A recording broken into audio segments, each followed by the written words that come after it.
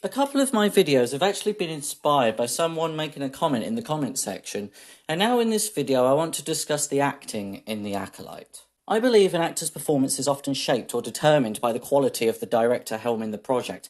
I think that a bad director can make even a great actor look average, or a terrible actor look downright awful. Alright, questions? There are many factors which aren't necessarily the actor's fault that can result in a bad performance from an actor. The main reasons come down to these key areas: casting, script, direction and editing, all of which the director is likely to preside over and will cover in this video.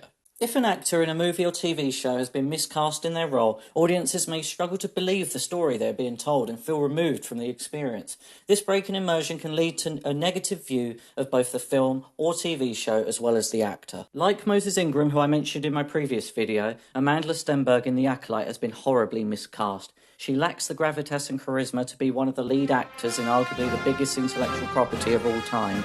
She also doesn't have the acting range necessary for this role. She is supposedly meant to be playing two completely different characters in May and Osha. Similarly to Moses Ingram, Amanda Stenberg lacks the acting skill required to pull off a villainous type of character, like what Osha is meant to be. In my opinion, it's quite evident that Amanda Stenberg wasn't cast for her acting abilities. You don't say!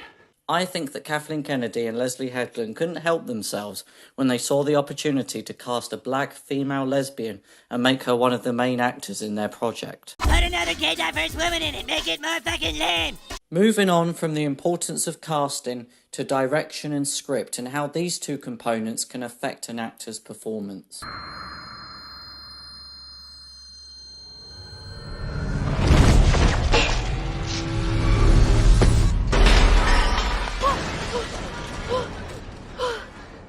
Are you okay?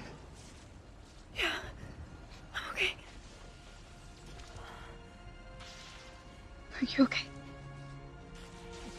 What I've just shown you is my favourite example of don't tell the audience, show them. In the space of a few seconds, Andrew Garfield's facial expressions alone told the audience everything they needed to know. The fact that Andrew Garfield's Spider-Man executed this sequence perfectly tells the audience that Andrew's Peter Parker spent years reminiscing on the death of the love of his life, Gwen, replaying that fateful night over and over and over again in his mind and thinking of every conceivable way what he could have done differently that night to save Gwen. This scene was actually pitched by Andrew Garfield himself, and a different director, a director who wasn't John Watts, may have ignored their actor and left this out of the movie entirely. Another director, a different director, could very well have got Andrew Garfield to respond to MJ when she asks him, "Are you okay?" A different director may have got Andrew Garfield to say something like, "Yeah, I'm okay, this just reminds me of my ex Gwen," etc., which would have absolutely ruined this scene. This is an example of what a great actor can do when they're given a great script to work with, combined with working alongside a good director. Now let's analyse a scene directed by Leslie Headland from The Acolyte. No, God! No, God, please, no! No! No! No! May arrives at this bar specifically to kill this Jedi, but instead of doing this, she walks into the bar, walks over to the table where the Jedi is sitting and says, Attack me with all your strength.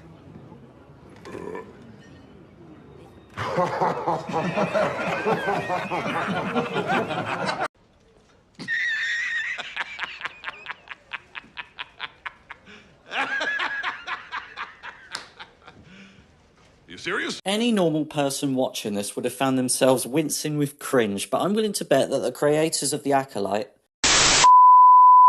activists, probably thought that this was a really cool idea.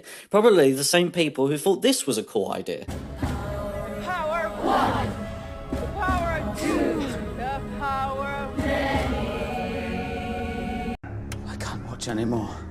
What's particularly funny about this scene is Leslie Headland deliberately shows the characters around the table laughing at what May said. I assume they're laughing at the notion of some random person being crazy enough to take on a Jedi in combat. But little did Leslie Harvey Headland know at the time that the audience would also be laughing, but for very different reasons. We would be laughing at the hilariously terrible dialogue. Could you actually imagine, right, being out and about minding your own business as someone randomly coming up to you all serious and is like, "Attack me with all of your strength." It would take all of your strength to not laugh in that person's face.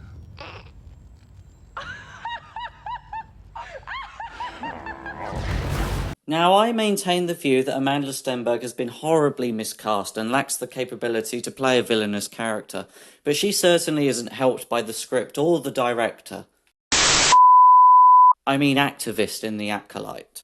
As I've alluded to already, poor dialogue can make even a decent actor look bad. In this video, I've touched on the importance of casting, directing and script, but last and certainly not least is editing. Editing is arguably the most important of them all, and is the one that isn't spoken about as much in comparison to direction, writing and script. Editing is a double-edged sword, or lightsaber for the purposes of this video. Good editing can amplify an actor's performance, and bad editing can make even good actors look terrible. What if I told you Mark Hamill's portrayal of Luke Skywalker was made even better by the power of good editing? Impossible.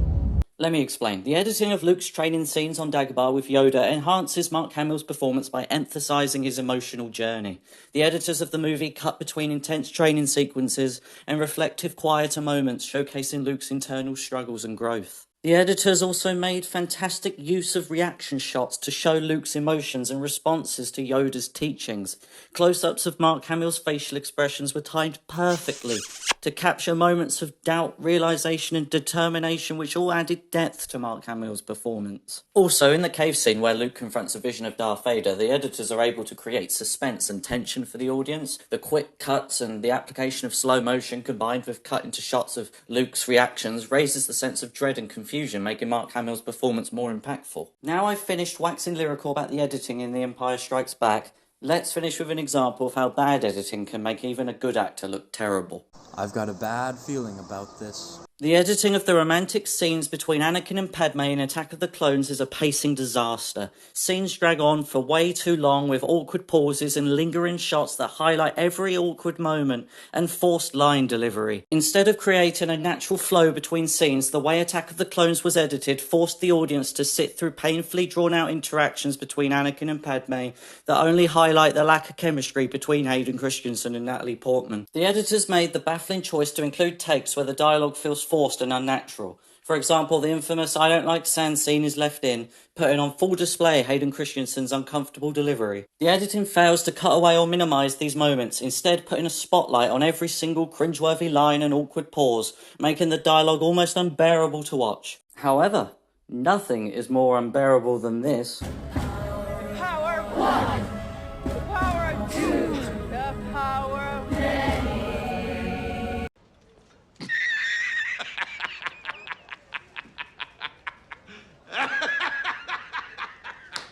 Unfortunately for Hayden Christensen, the editing in Attack of the Clones really didn't do him any favours.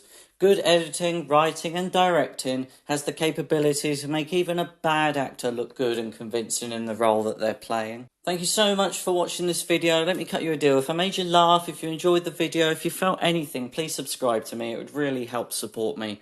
Also, my channel isn't running adverts at the moment, so if you do subscribe and watch my videos, you won't have to sit through any annoying adverts. So if that isn't an incentive, I don't know what is.